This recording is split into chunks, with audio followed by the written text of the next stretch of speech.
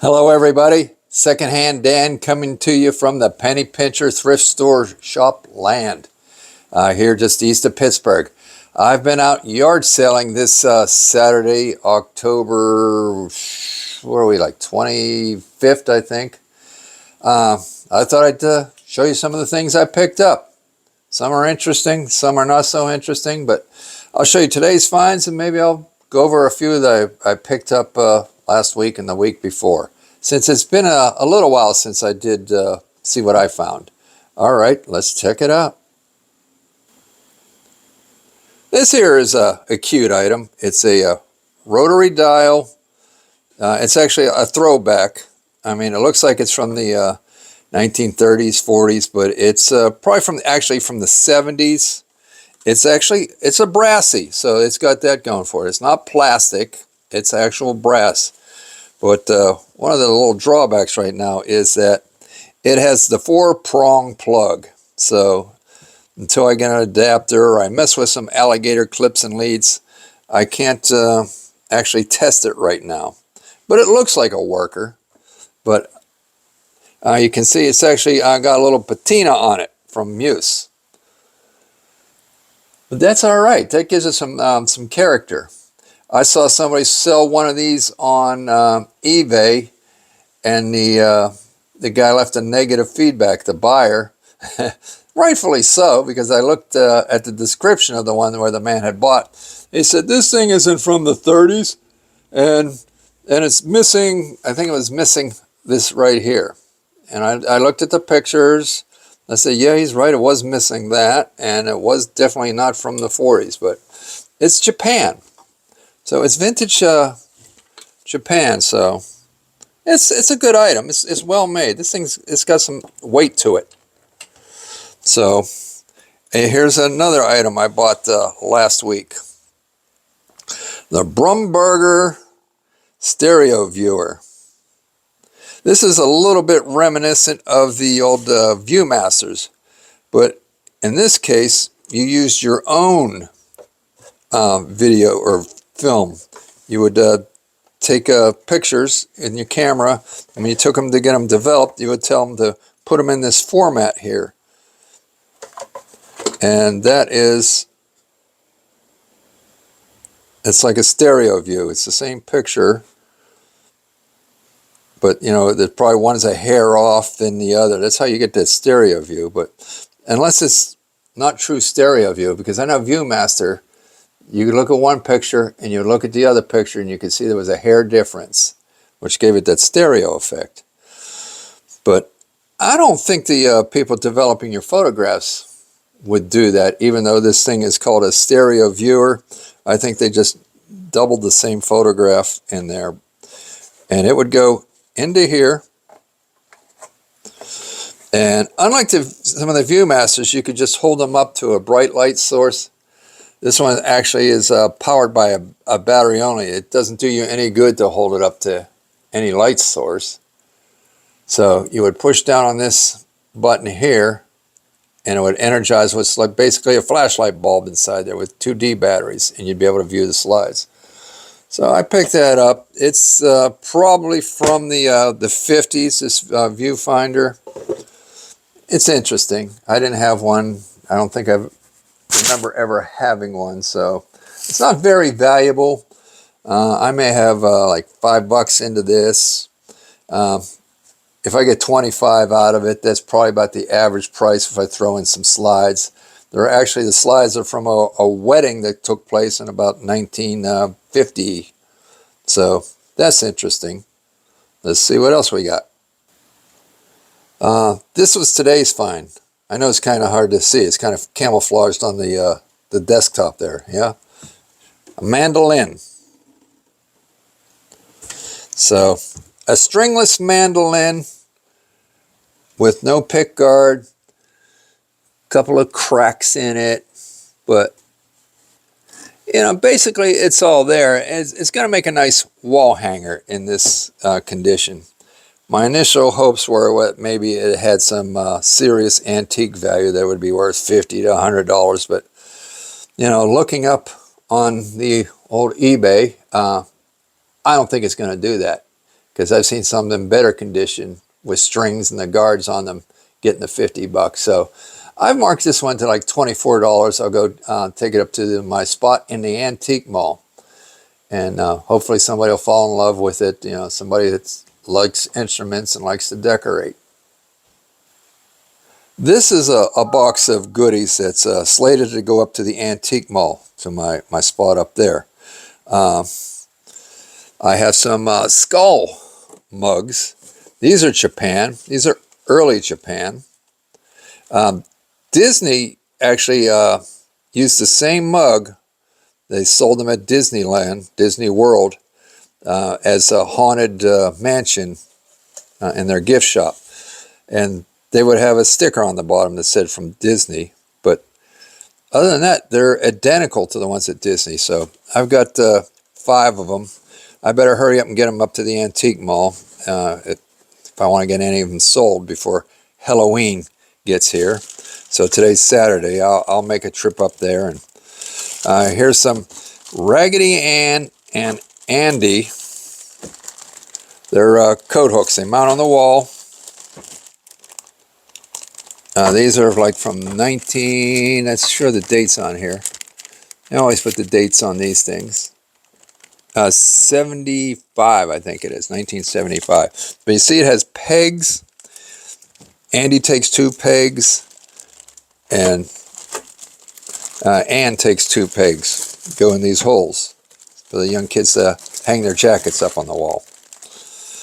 Now down in here is a gun cleaning kit. It's an oldie, tin box, original cleaning solutions and ramrod. So if somebody's into hunting, I'm sure they wouldn't mind having a collectible like that. Set of pool balls, not worth opening up the box. They're clean pool balls. So we got this girl here. She is, what was her name? Tiffany. Tiffany, I think she has a last name. Yeah, Tiffany Taylor. This is Tiffany Taylor. She got some long legs, but the thing with her is you can change her hair color. I think, I don't know, you just yank it out, or I forget the technique, but you can change it from a blonde to a brunette if you know what you're doing. I think maybe you crank the arm up to pull it back in. I don't know. Here is a record holder. This looks like it's from the 40s. I guess these wires are actually like felt covered. So it could hold up to, wow, they're counting down this way. Probably on the other side it counts the other way. Up to 50 records. Yeah. Up to 50 record albums. Or I guess 45s, but... And I've got an American Flyer train transformer. I think I reconditioned those red pointers some time ago.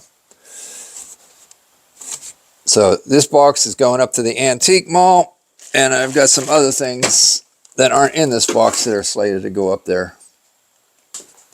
Well, we can go head outside where my truck is. There's a couple of things that I actually bought today.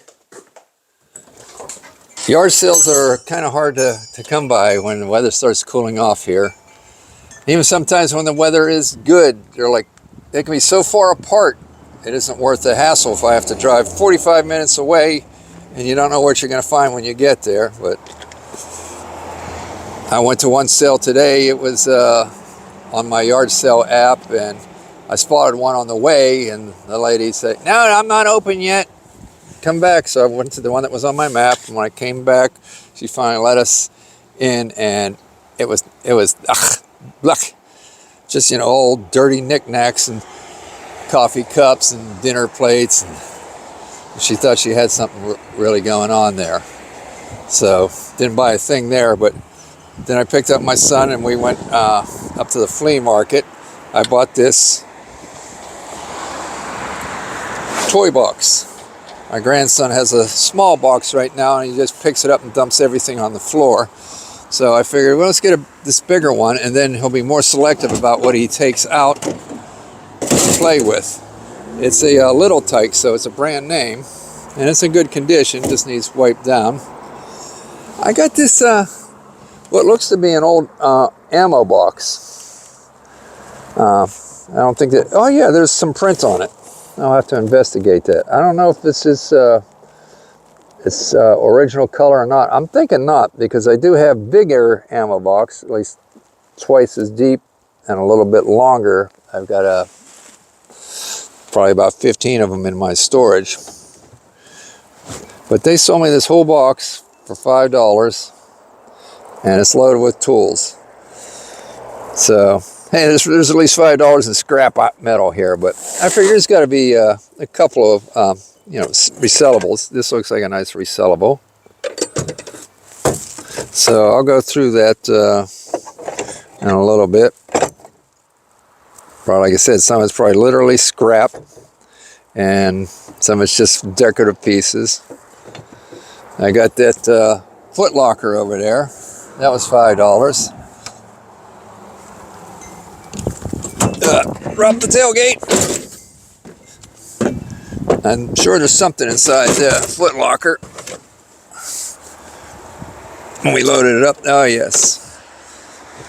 This ice cream scoop. I always buy the ice cream scoops if they're cheap and figure out what they're worth later. Some ice cream scoops can be big money, but this one's a Peerless, wooden handle, mechanical. So I think they charged me 50 cents for that. I haven't appraised it yet, but I'm sure it's worth at least probably anywhere from $10 to $40. Depends on, they're like baseball cards. People are after the ones they don't have yet, or of course the rarer, the more valuable. It isn't always just about the age. I bought this sewing kit. Yeah, $3. Oh, I didn't see it has a chunk out of it. Well, the box is worth the $3, but I was hoping that maybe once I go through the contents,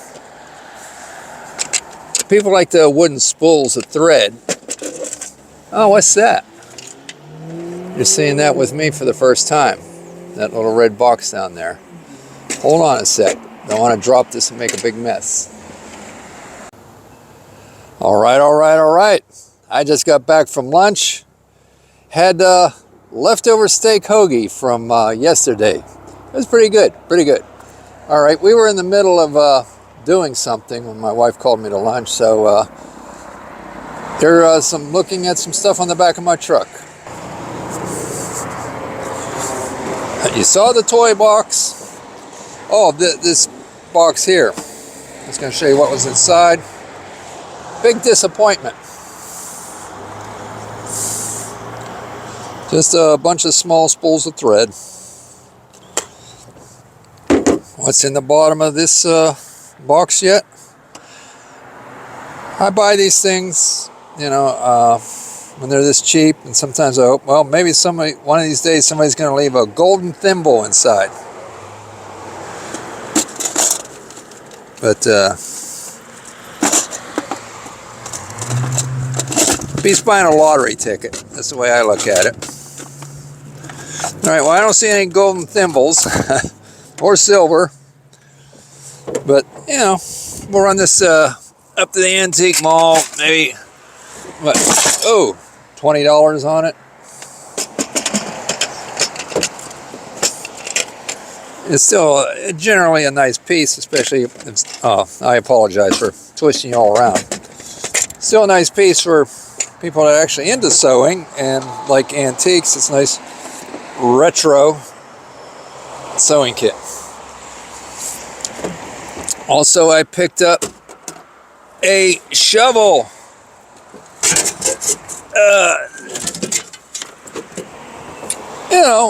Fiberglass handle, clean piece. They charged me $2.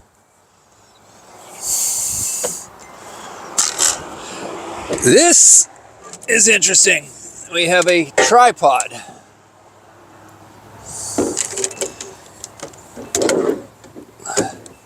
It's got,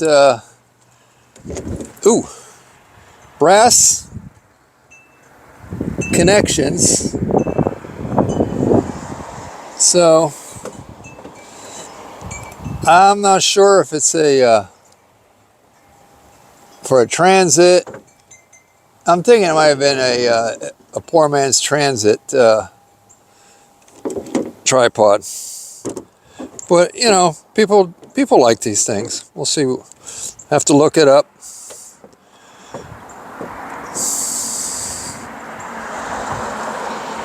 Like I say, it's got the brass in it. If it always came down to it, I guess I could turn it into a lamp.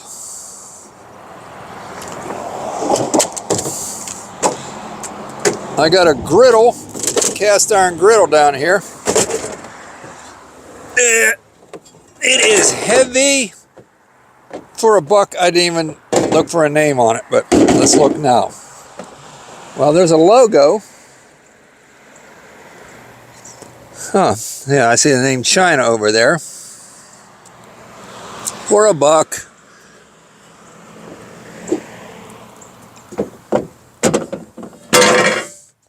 And there was something in the toy box. It probably caught your eye when I was had it open earlier, but let's get a closer look on it. We have a fire truck. This came from the flea market. It's a Nylent.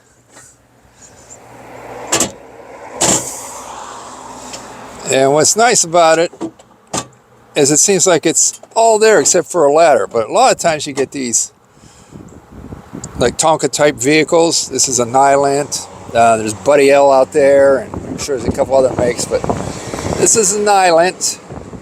But the windshield's all there. No cracks in it. The bumper's all there. A lot of times you have plastic bumpers with chunks missing out of it. The red light's there. That's cool.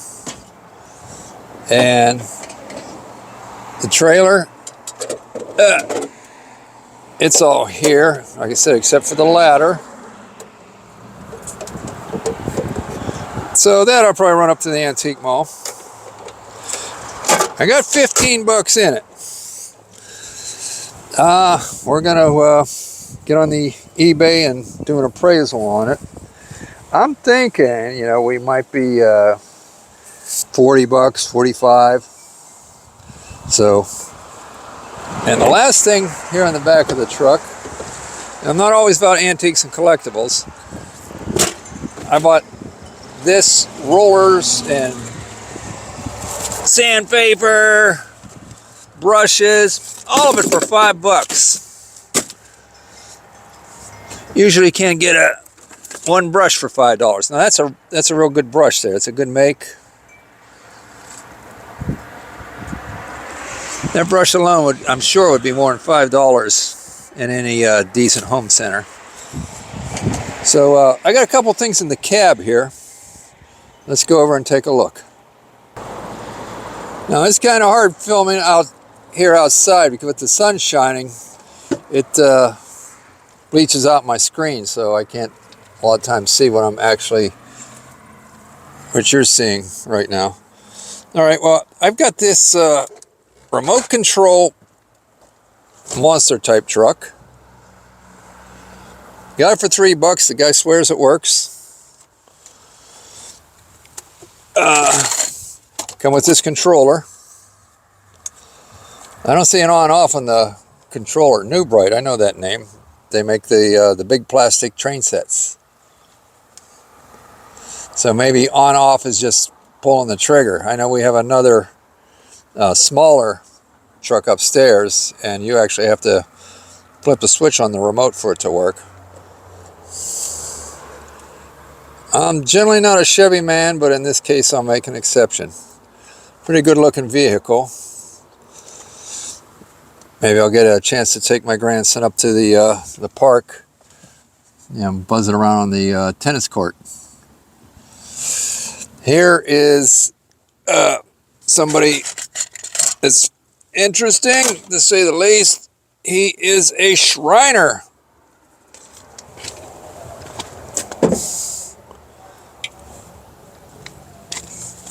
A plaster Shriner.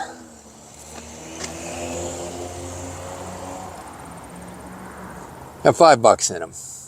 I mean, he's got his chips, but he still has an awful lot of character. When I look at him, I see, you know, Larry Fine of the Three Stooges. That's what that face looks like, only Larry that's been eating rather well. So he's probably going to end up at the antique mall. I got 5 into him. I'll appraise it first, but I'm thinking it's going to be about $24. The antique mall, once you get up to anything over $25, they will offer 10% if people ask, can I get a better price on your item that's for sale? So it's like, goes without saying that the antique mall has permission to lower any price by 10%, unless you have a ticket on there that says firm. They won't do that. But they might call you on the phone. I've gotten phone calls, you know, several times during the year about an item, and a lot of times you can negotiate over the phone and maybe do a little more than 10%. I had a guitar up there that was a Fender acoustic in a case. I appraised it. I think I put a sticker on it at $125, and they called me and said, oh, the guy wants to give you $75. I said, no, let's do some math on that, and knew what 10% was. I said, well, 20%, tell him I'll do 20%. So basically I got $95. He went for that, bought it. So I have no problem with that, because it had been up there for a while. So it was time to let it go, especially when you haven't had any other inquiries. I have this for my grandson. Chainsaw. I think it takes batteries. So there's well, yeah, I'm sure it takes batteries. There's an on-off switch, but nothing happens right now, so there's a battery compartment. It has a matching circular saw. Now that one, you just squeeze the trigger and centrifugal force sends the blade going. Okay, let's go around to the other side of the truck. There's something we can take a look at. We have this brassy here. I guess it's like a milk pail.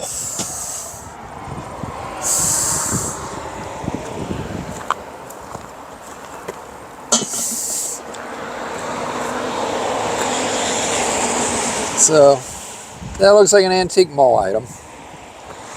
Once again, we're here at the Penny Pincher thrift shop, otherwise known as also the Antique Kingdom. But I'm planning on going up to the antique mall. My spot's kind of crowded, but I want it overfilled rather than underfilled, because I'll be heading down to Florida soon and want to make sure there's enough inventory to do me 6 months while I'm away. All right, well, let's go into the building and let's do an appraisal on this milk can. This brass ewer. The wife is in here. She's operating her own computer. What'd you say? Taking care of business. You want to say hi? My phone's upstairs. Hello. All right. Now, one of the first things I do to appraise something like this is to make sure I am correct about the identification that I am. So what I often do is use the Google search. Now just go ahead and take a picture of it to make sure I've named it correctly. So let me do that first. You know what? Well, you think I would know better. I called it a milk pitcher, but you think I would know better. It's actually a fireplace, a coal scuttle. I believe it's a Delph when you go by that handle. So that's from my Delph lion head. So let's go to the eBay over here.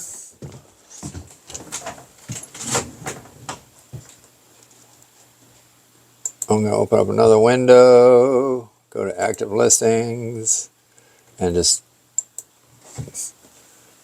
Delph, D-E-L-F F Scuttle. SCUTTLE.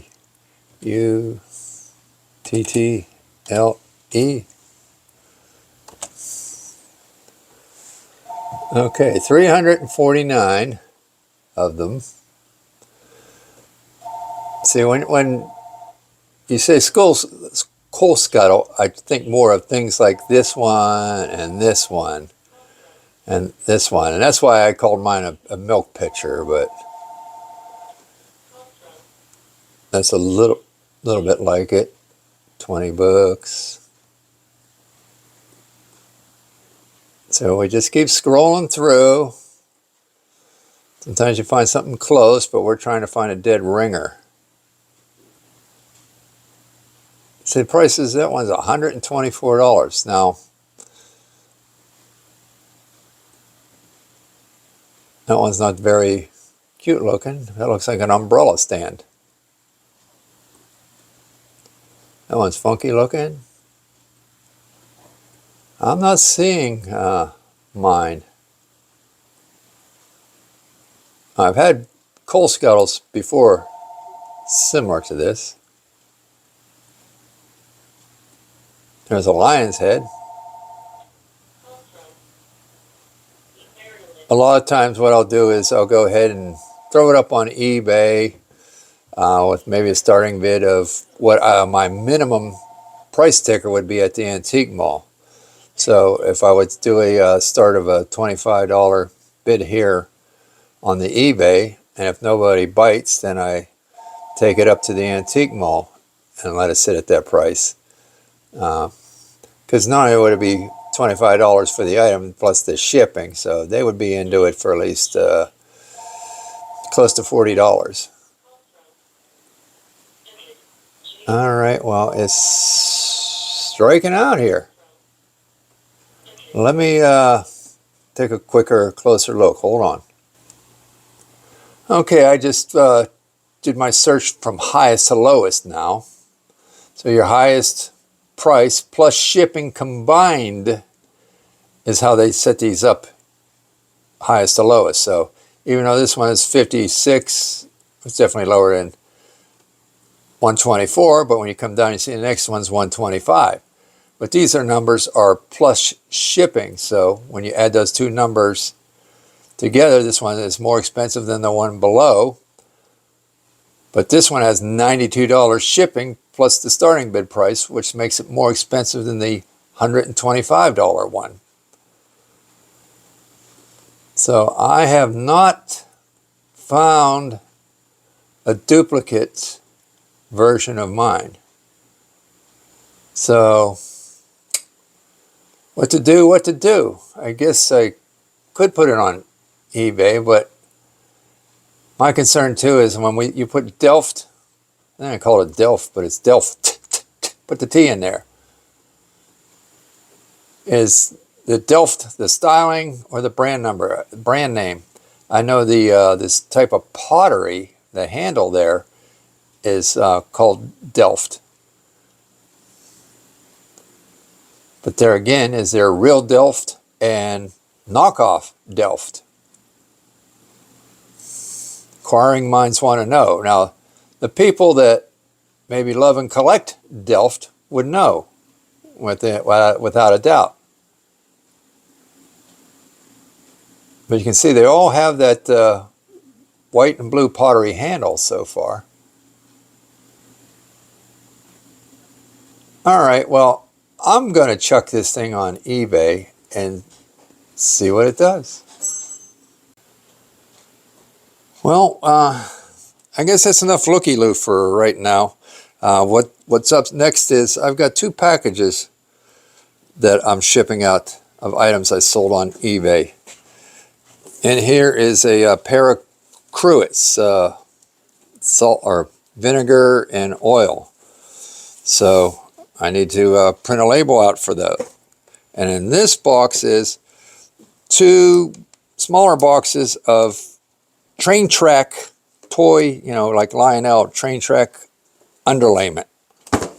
So first thing to do is, of course, pack it up and then weigh it.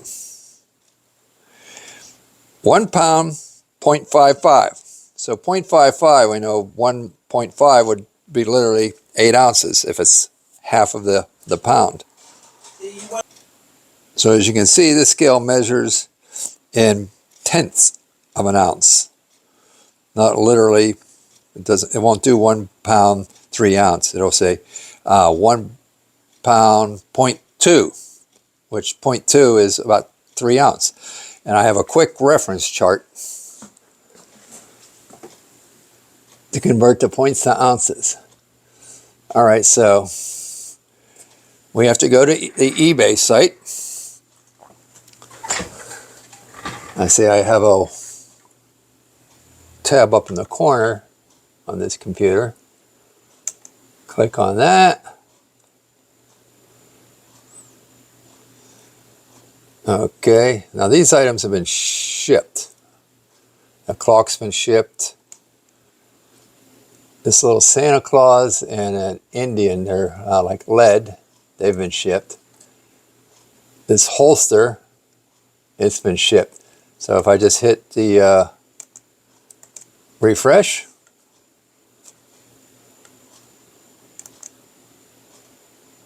come on baby, refresh me.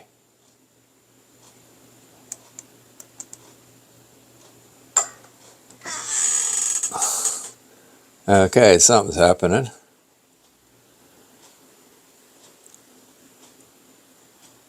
Slow computer. Somebody help me make this thing go faster. Gee.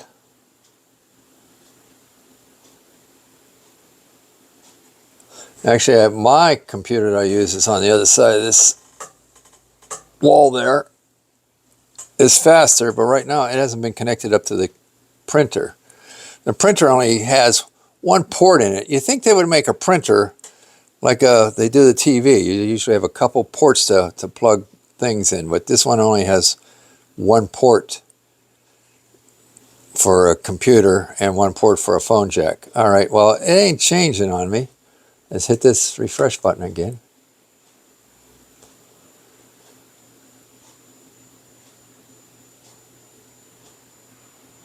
All right, well, I'll bring it back when the page finally changes. Well, it turns out that page wasn't about to change. So I'm just going back to the beginning, to my eBay, click on there. You go up to here where it says messages.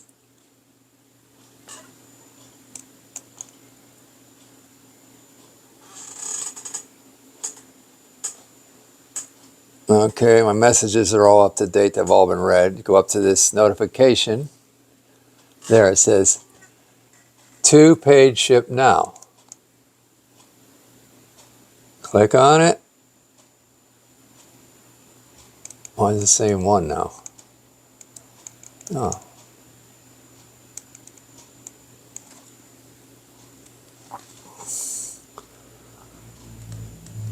Okay, and here's the,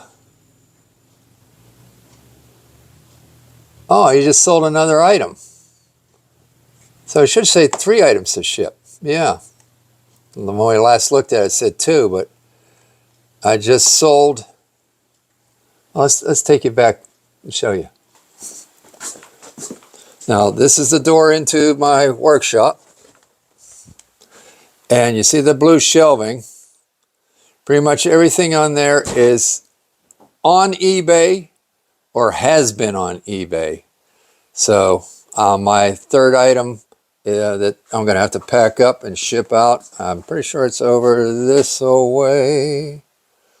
This away. Hold on. I see it back there. It's at Coffee Home. Block module. It's kind of like a Lego set. This box is, you know, a little weighty. I don't mean the way in it's weighty to be shipping, but weighty in that you're getting a lot of product here. It says 1,512 pieces. So let's carry that back into the showroom.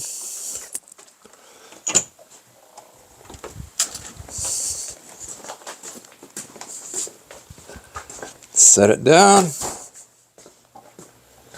And it sold for $30. And they paid $11 for shipping. And they are, well, in Maryland. Okay, well, we should be able to ship it for less than that $11. But the last thing we were working on was the cruets. So we're going to click on the item.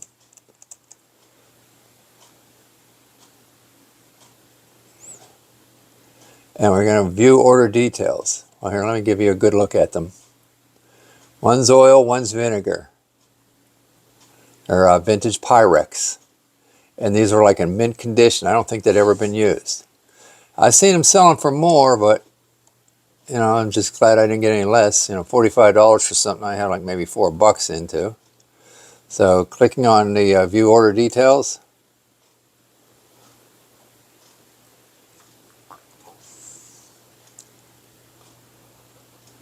Bump, bump, bump, bump.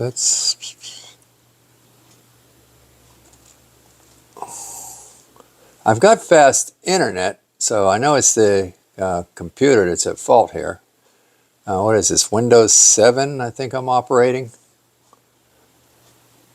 Don't laugh. You should see how long I held on to Windows XP. Okay, so it says get shipping label. Click.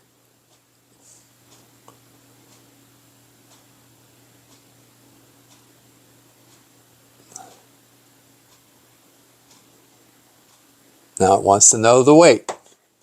And I've gotten distracted, so let me verify the weight. The weight is 1.55. So 0.55 means you're somewhere in between, halfway between 0.5 and 0.6, which would be 9 ounces. So if we put the 1 pound there, the 9 ounce here. Now we need the measurements of the box. Get a tape measure. See there, I want 3 measurements.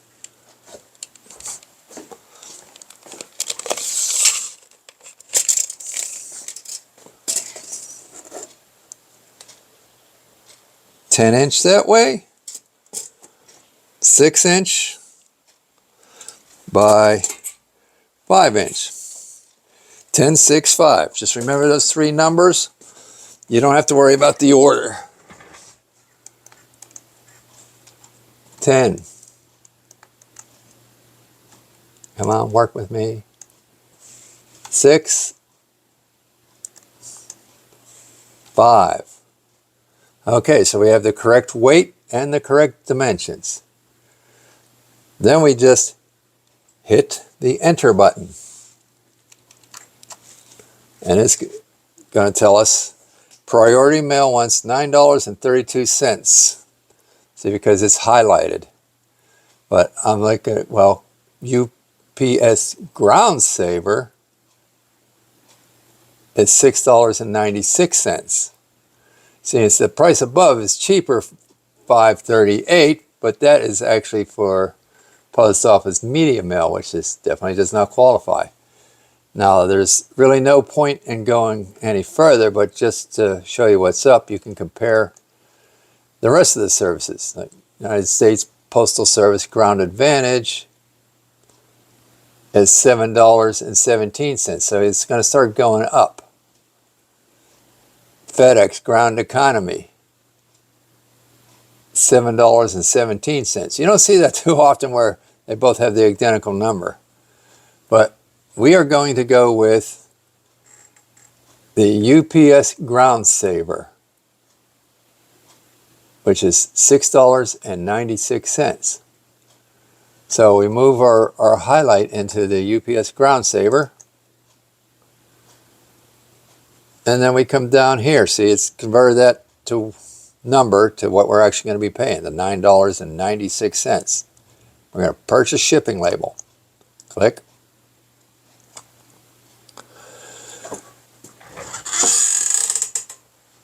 sure no two systems are alike, but now that I've done that, then I gotta go and hit print label. Now I gotta go up here to the printer icon in the toolbar. Click.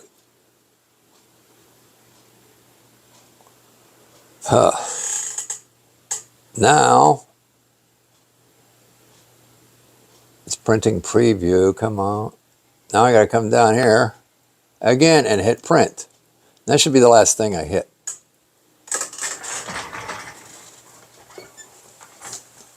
My printer is over here.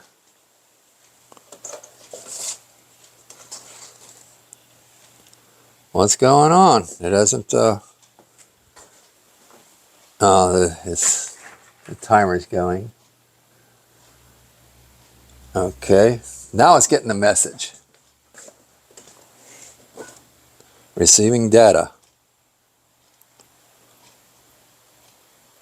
Isn't that the guy from Star Trek? No, that's Data. All right. Don't hold back now. Just give it here.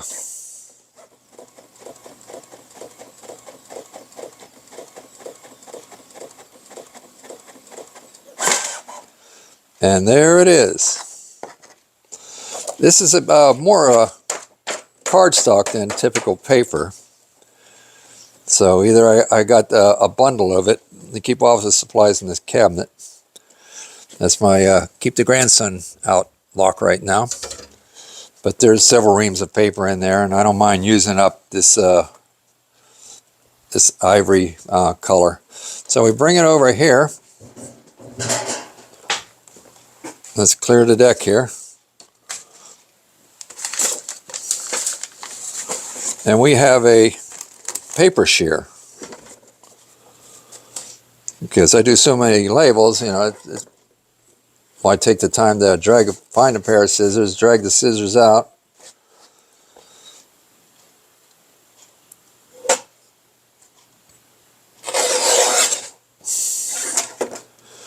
I'm making crooked cuts because I'm trying to hold the phone.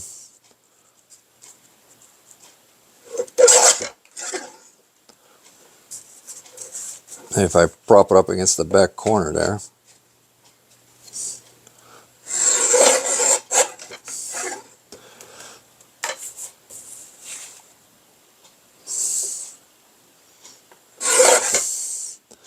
Okay, there it is, a perfect trapezoid.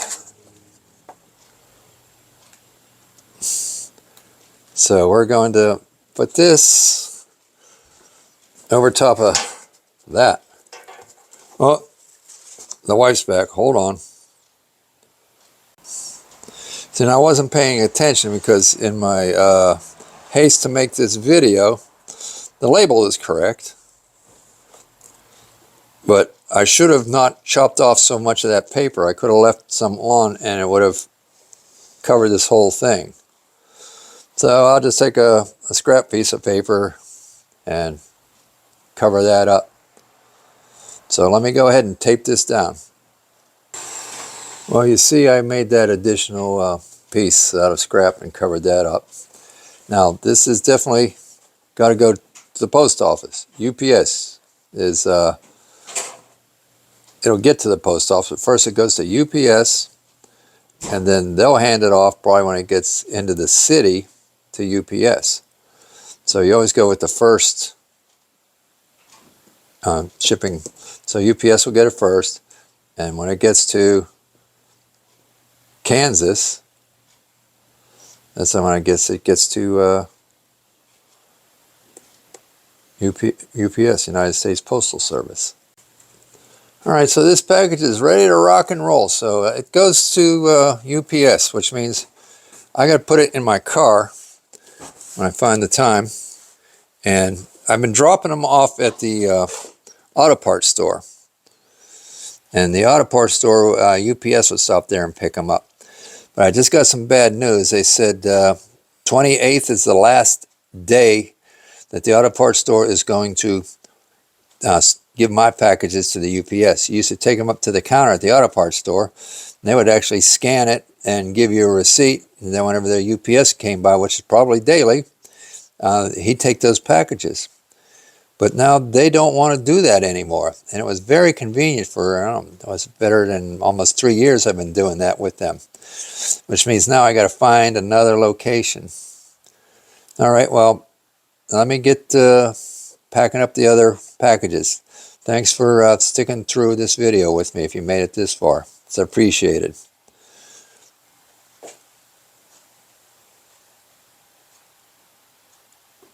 Goodbye.